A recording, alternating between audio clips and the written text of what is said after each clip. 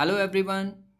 अक्सर आपके एग्जाम में एक क्वेश्चन पूछा जाता है जो कि पाई चार्ट से होता है या फिर होता है वो डेटा इंटरप्रिटेशन से, और वो क्वेश्चन बनाने में आपको काफ़ी देर लगती है। इस वीडियो में हम दो क्वेश्चंस ऐसे ही सॉल्व करने वाले हैं जो कि पूछे गए हैं उत्तराखंड के रेवेन्यू इंस्पेक्टर के प्री एग्जाम में, जो कि हुआ था 2023 में। इसमें देखिए क्वेश्चन नंबर फर्स्ट आपके सामने है। इसमें कहा गया है कि 155 से लेकर 159 तक के जो पूछे गए प्रश्न है वो नीचे दिए गए चित्र पर आधारित हैं। ये जो पाई चार्ट बना हुआ है ना, इसी को आपको देखना है और उन क्वेश्चंस के आंसर देने हैं जो एक नगर के विभिन्न वर्णों के वयस्कों के रोजगार को दर्शाता है। यहाँ पर जितने भी वर्कर्स हैं उनके रोजगार को बता रहा है ये पूरा डायग्राम।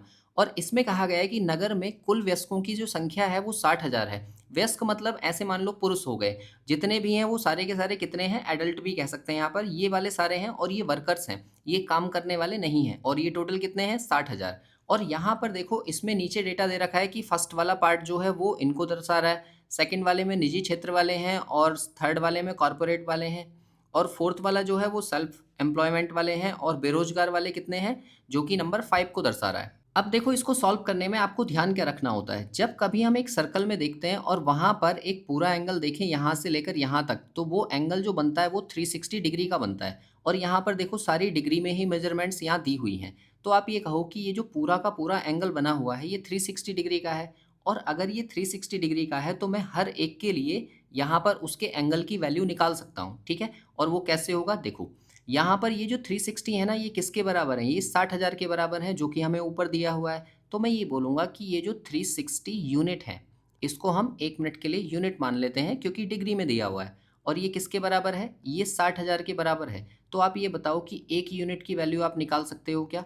तो आप कहोगे 60,000 को अगर हम डिवाइड कर दें 360 से तो 1 यूनिट की वैल्यू आ जाएगी। और ये एक ज़ीरो से एक ज़ीरो तो कट जाएगा, फिर इसको कट कर लो, ये आ गया पूरा 1000 और अपॉन में आ जाएगा 6।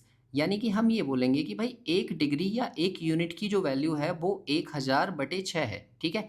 अब देखो इसकी हेल्प से क्वेश्चंस को हम सॉल्व करेंगे।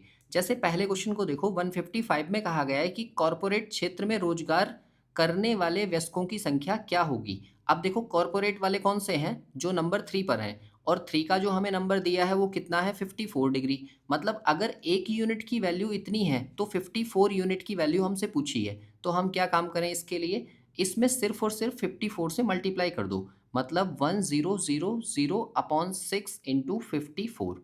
तो ये 6 से कट जाएगा कितनी बार, 9 बार, और 9 की 1000 से मल्टीप्लाई होगी तो ये कितना आएगा, 9000। मतलब इसका जो करेक्ट आंसर है वो डी ऑप्शन है।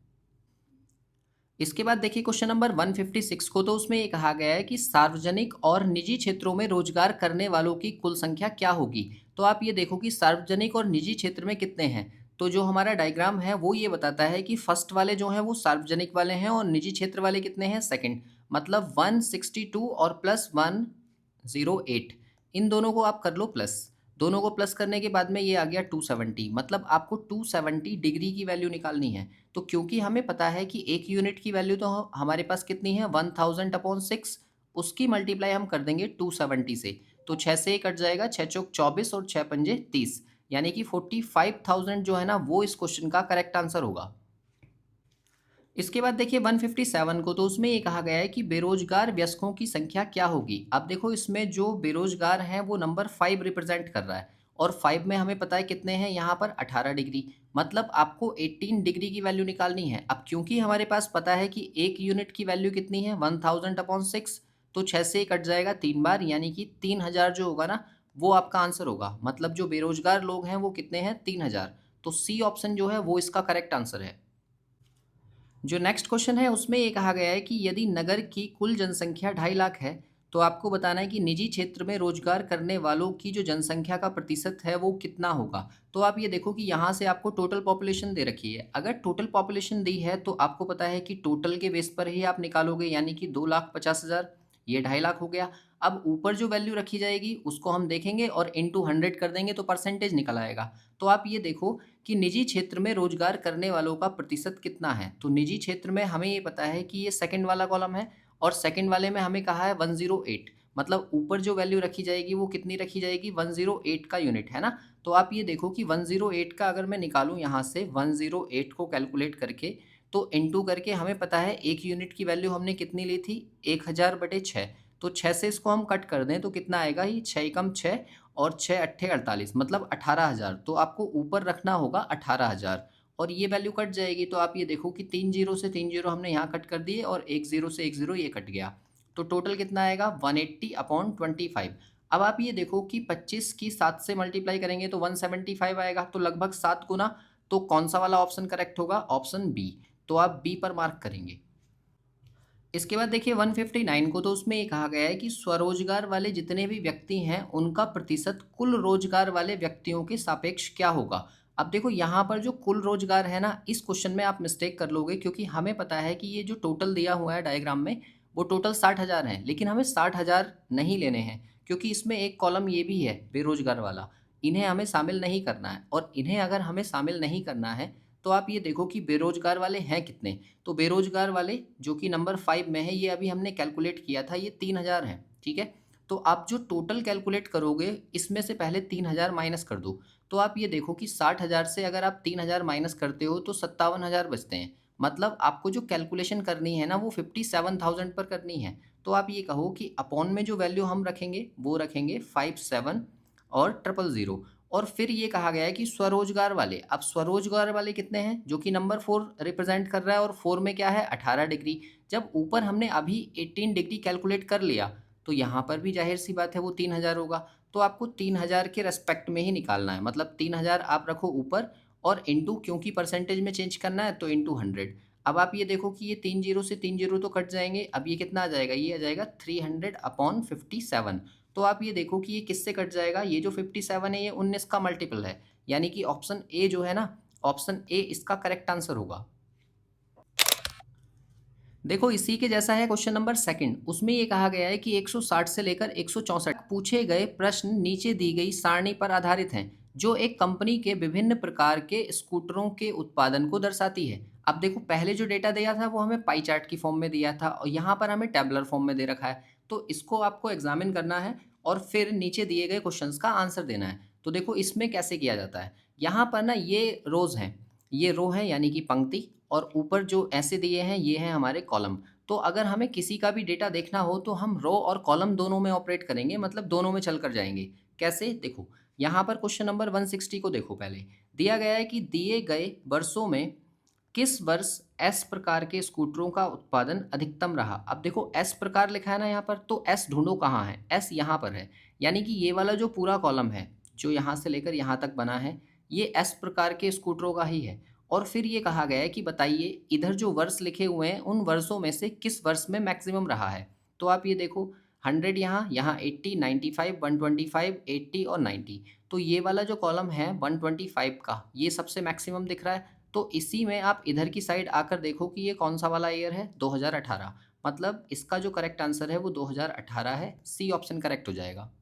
इसके बाद देखिए इससे अगला क्वेश्चन जो कि 161 है, उसमें ये कहा गया है कि पी प्रकार के स्कूटरों का 2018 में उत्पादन इसके सभी दिए गए वर्षों के कुल उत्पादन का कितने प्रतिशत था। तो आपको ये देखना पड़ेगा कि पी प्रकार के कहाँ पर हैं। अब देखो पी प्रकार का जो सबसे पहला वाला कॉलम है ना वही है, और उसमें भी ये कहा गया है कि 2018 वाले को देखो। अब 2018 में कितना है, 190। तो आपको ये देखना पड़ेगा कि जो 190 है वो इसके मतलब इसमें कहा है कि इसके सभी दिए गए वर्षों के उत्पादन का कितना प्रतिशत है। तो आप ये देखो कि यहाँ पर 180, ये और ये, इन सबको ऐड करके हम अपॉन में रखेंगे और इनटू करेंगे 100, वहाँ से हमारा परसेंटेज निकल आएगा। यहाँ पर दिया गया है 180 है एक, फिर दिया है 210, फिर दिया है 135, फिर दिया है 190, और फिर 260 दिया है और 240 दिया है। तो देखो इन्हें कैसे ऐड करोगे, पहले इन दोनों के ग्रुप बनाओ, ये हो गया आपका 500। ऐसे ही 210 और 190 में ऐड कर दूं तो ये 400 हो गया, और फिर ऐड करो 180 और 135 को तो ये हो जाएगा आपका 315। अब इन तीनों को एक साथ प्लस करो, देखो 5 और 4 9, 9 और 3 हो गए आपके 12, यानी कि इसका जो सम आएगा वो 1215 आएगा।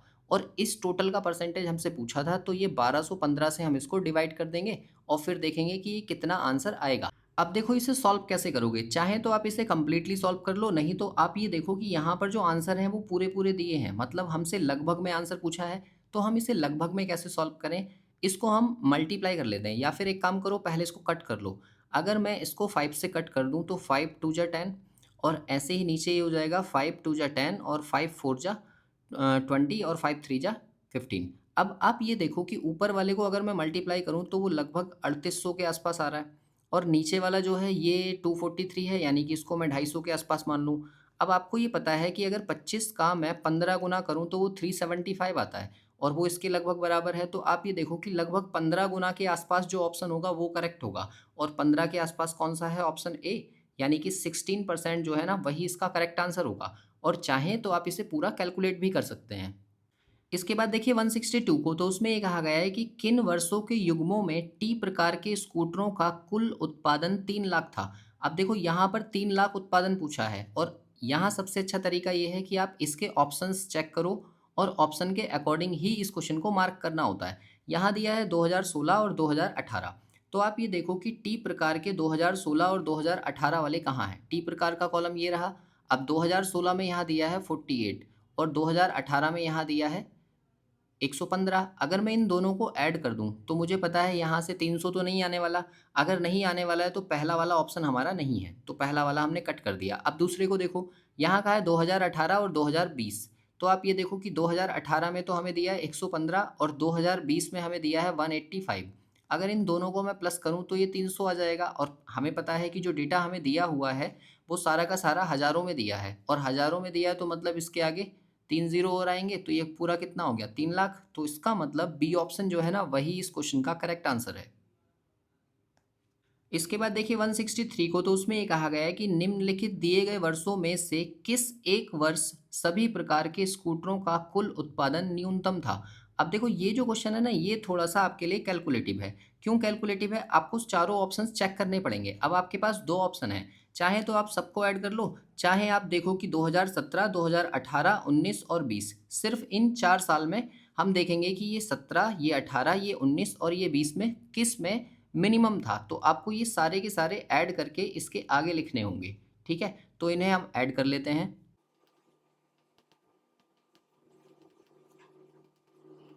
देखो इन्हें जो ऐड करके आएगा, जो पहला वाला है 2015 का वो 500 आएगा, ये 460 आएगा, ये 389, ये आएगा 584, और ये आएगा आपका 675, और ये 816। तो इन सब में जो मिनिमम है वो कौन सा है? 389। मतलब 2017 जो है ना वो इस क्वेश्चन का करेक्ट आंसर है। तो हम क्या काम करेंगे, इसमें ऑप्शन ए को मार्क करेंगे कि ए जो है वो सही है।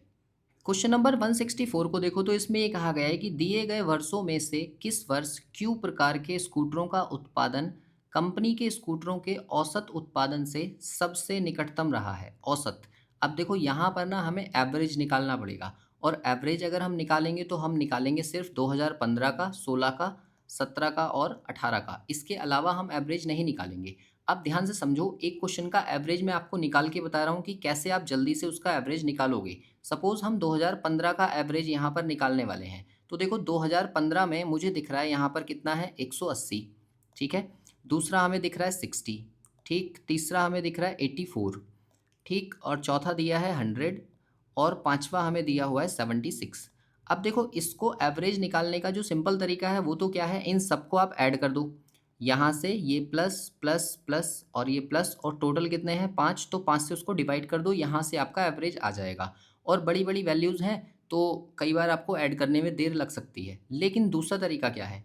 दूसरा तरीका ये है कि ये जो नंबर्स दिए हैं, जैसे 180 दिया है, 60, फिर 84, फिर 100 और फिर 76, इसमें आप एक ऐसा नंबर कंसीडर करो जो इन नंबर्स के आसपास का ही हो और जिससे ज़्यादा डेविएशन ना आ रहा हो। मतलब इसका क्या मतलब, जैसे 180 है, 60 है, 84 है और 76 है, इनमें से 100 मुझे ऐसा लग रहा है कि वो इनके सबके आसपास ही घूम रहा है। तो मैंने कहा कि 100 को मैं एवरेज कंसीडर कर लेता हूँ अपने मन से। ठीक है, अब इसके बाद देखो हमें देखना है पहला वाला जो नंबर है वो 100 से कितना कम या ज़्यादा है, तो हम कहेंगे ये ज़्यादा है, कितना? 80। ठीक है, फिर दूसरे को देखो 60 100 से कितना कम या ज़्यादा है, तो आप कहोगे 40 कम है। ऐसे ही फिर 84 को देखो, तो 84 जो है वो 100 से कितना कम है, तो आप कहोगे 16 कम है। ठीक है, फिर 100 की अगर हम बात करें तो वो तो ज़ीरो ही हो जाना है। फिर 76 को देखो कि 76 जो है वो 100 से कितना कम है या कितना ज़्यादा है, तो आप ये कहोगे कि यहाँ पर ये 24 जो है वो कम है। ठीक है, अब यहाँ से इन्हें सबको सॉल्व कर लो। सॉल्व कैसे होंगे? जो माइनस वाले हैं वो साथ में, और जो प्लस वाले हैं उसमें से वो माइनस हो जाएंगे। तो आप ये देखो कि ये 80 हैं और ये 40, तो मैंने कहा यहाँ से 40 प्लस के बच गए, और ये 24 और ये 16, ये माइनस के 40 हो गए, यानी कि कट के कितना बचा? 0। अगर 0 बचा तो जो एवरेज हमने कंसीडर किया था उसमें वही ऐड कर दो, तो मतलब इसका एवरेज कितना आ गया 100। तो हम ये कहेंगे कि 2015 वाले जो टर्म्स हमें दे रखे हैं, वैल्यूज़ दे रखी हैं, उनका जो एवरेज आएगा वो कितना आएगा 100 आएगा। तो हमने कहा यहाँ पर हम 100 लिख लेते हैं, ठीक है। अब ऐसे ही हम कंसीडर करेंगे 2016 का और फिर निकालेंगे 2017 का और फिर निकालेंगे 2018 का। तो ये जो तीनों एवरेज आने वाले हैं, 16 का जब आप एवरेज निकालोगे तो वो 92 आएगा और ये आएगा आपका 77.8 और ये आएगा आपका 116.8। यहाँ पर मैंने शॉर्ट में लिख दिया है, आप इन तीनों को कैलकुलेट करके देखना। एवरेज निकालने का यही तरीका होगा जो मैंने आपको सिखाया है। चाहे तो आप सारी वैल्यूज़ को ऐड करके टोटल नंबर से डिवाइड कर दो, वहाँ से भी आ जाएगा, और चाहे आप जो एक एवरेज है वो कंसीडर कर लो, उससे जो है थोड़ा-सा आसान पड़ेगा आपको। तो यहाँ पर ये देखो कि जो सबसे क्लोज़ेस्ट है, किसके बारे में कहा गया है? ये क्यू की बात हो रही है। अब क्यू का हम देख लेते हैं कि क्यू के जो एवरेज हैं वो क्या-क्या दे रखे हैं हमें। तो क्यू के कॉलम में देखो आपको 60 दे रखा है 2015 में और 2016 में दिया है 90। तो यहाँ पर ये 60 लिख लिया, यहाँ पर 90 लिख लिया। 2017 में जो एवरेज दे रखा है वो हमें दे रखा है 13 और ये यहाँ पर 30 लिख लिया, और 2018 में जो एवरेज दे रखा है वो दे रखा है 85। तो हमने ये 85 लिख लिया। अब आप ये देखो कि कौन सा एवरेज बिल्कुल नियर नियर है। क्या ये दोनों नियर है, क्या ये दोनों नियर है, ये दोनों हैं या ये दोनों हैं? तो आप कहोगे ये दोनों ज़्यादा नियर लग रहे हैं, 92 और 90, ये लगभग 2 का ही अंतर है। तो इसका मतलब इसका जो करेक्ट आंसर है वो ऑप्शन बी है, यानी कि 2016। आई होप ये सारे के सारे क्वेश्चंस आपको समझ में आए होंगे। ये पाई चार्ट का क्वेश्चन या टेबलर फॉर्म में या फिर एक बार ग्राफ से क्वेश्चन आता है, मतलब डेटा इंटरप्रिटेशन, ये डीआई के पोर्शन में आएगा मैथमेटिक्स में। इससे रिलेटेड कोई भी क्वेश्चन आए तो थोड़ा सा कैलकुलेटिव होता है। यहाँ पर आपकी कैलकुलेशन स्पीड फास्ट होनी चाहिए और आपको तरीका पता होना चाहिए कि हम इसे किस तरह से सॉल्व करेंगे। ऐसे ही क्वेश्चन डेफिनेटली आपके आने वाले एग्जाम्स में भी पूछे जाएंगे, तो वहाँ पर आप इन्हें इसी तरह से सॉल्व करना और पहले से ही प्रैक्टिस करके जाओ, ताकि आपसे एडिशन, मल्टीप्लिकेशन और ये एवरेज वगैरह निकालने में प्रॉब्लम ना हो, क्योंकि ये ओवरऑल मैथमेटिक्स को कवर करके चलता है। आई होप ये सारे के सारे क्वेश्चंस आपको समझ में आए होंगे। फिर भी किसी में डाउट है तो आप नीचे कमेंट कर दो। मिलते हैं इससे नेक्स्ट वीडियो में।